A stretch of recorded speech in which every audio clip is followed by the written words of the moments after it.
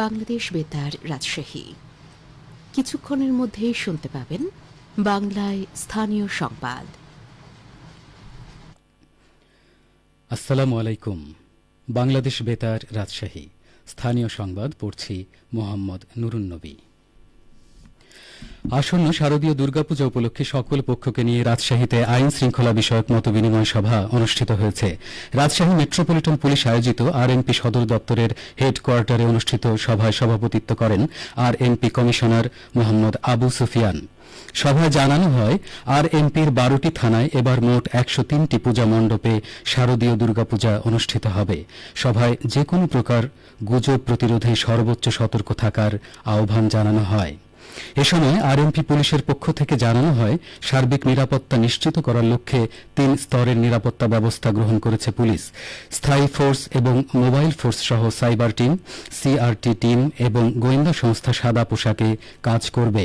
মাঠ পর্যায়ে কাজ করবে সেনাবাহিনী, র্যাব, আনসার এবং দমকল বাহিনীর সদস্যরা।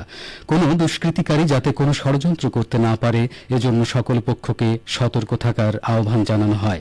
সভায় প্রতিটি মণ্ডপে সিকিউরিটি ক্যামেরা এবং নিরাপত্তা প্রহরী সহ স্বেচ্ছাসেবী নিয়োগের পরামর্শ দেওয়া হয়। সেই সাথে সন্ধে 7টার মধ্যে প্রতিমা বিসর্জনের পরামর্শ দেওয়া হয়। সভায় বিভিন্ন মণ্ডপের প্রতিনিধিবৃন্দের পাশাপাশি সকল রাজনৈতিক দলের স্থানীয় প্রতিনিধি এবং বিভিন্ন মসজিদের প্রতিনিধিবৃন্দ উপস্থিত ছিলেন। তারা প্রত্যেকে নিজ নিজ অবস্থান থেকে সুশৃঙ্খল ও শান্তিপূর্ণ পরিবেশে পূজা উদযাপনে সহায়তার আশ্বাস প্রদান করেন।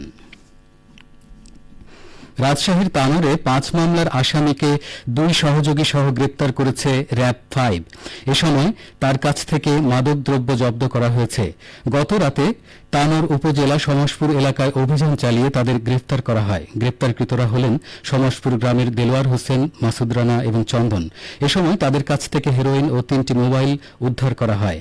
গ্রেপ্তারকৃত দেলোয়ারের বিরুদ্ধে মাদক, ছিনতাই ও দস্যুতার 5টি মামলা রয়েছে। আজ র্যাব 5-এর মিডিয়া সেল থেকে পাঠানো সংবাদ বিজ্ঞপ্তিতে এই তথ্য নিশ্চিত করা হয়েছে।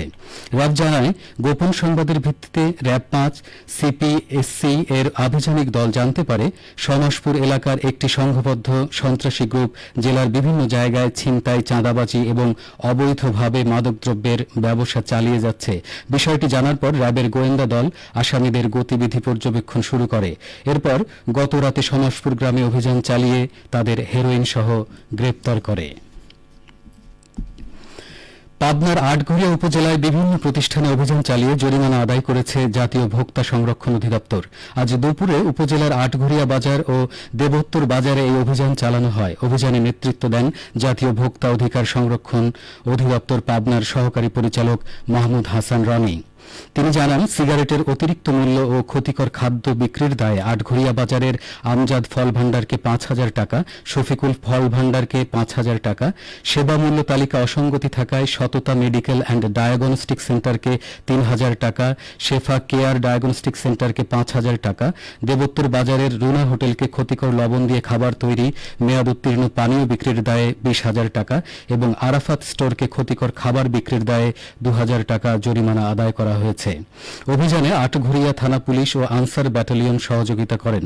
জনস্বার্থে এ ধরনের অভিযান অব্যাহত থাকবে বলেও জানান তিনি। নওগাঁ জেলার পোরশা উপজেলায় সাপের কামড়ে আব্দুর রহিম নামে এক শিশু শিক্ষার্থীর মৃত্যু হয়েছে। একই ঘটনায় মাহমুদুল্লাহ নামের অপর এক শিশু শিক্ষার্থী আহত হয়েছে। গতরাতে উপজেলার বালা শহীদ হাফেজ জিয়া মাদ্রাসায় এ ঘটনা ঘটে। পোরশা থানার অফিসার ইনচার্জ মিন্টু রহমান বলেন, উপজেলার বালা শহীদ হাফেজিয়া মাদ্রাসায় লেখাপড়া করে আসছে ওই 2 শিক্ষার্থী। গত রাতে খাবার খেয়ে মাদ্রাসার শয়নকক্ষে সকল শিক্ষার্থীরা ঘুমিয়ে পড়ে। গভীর রাতে ঘুমন্ত অবস্থায় তাদের দুজনকে সাপ কামড় দিলে তারা অসুস্থ হয়ে পড়ে।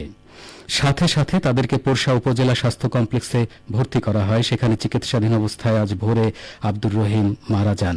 অপর শিশু শিক্ষার্থীর অবস্থার অবনতি হওয়ায় তাকে রাজশাহী মেডিকেল কলেজ হাসপাতালে ভর্তি করা হয়েছে। অধিক লাভজনক হওয়ায় সিরাজগঞ্জে খরিফ 2 মৌসুমে ব্যাপক হারে সবজি আবাদ করেছে কৃষকেরা।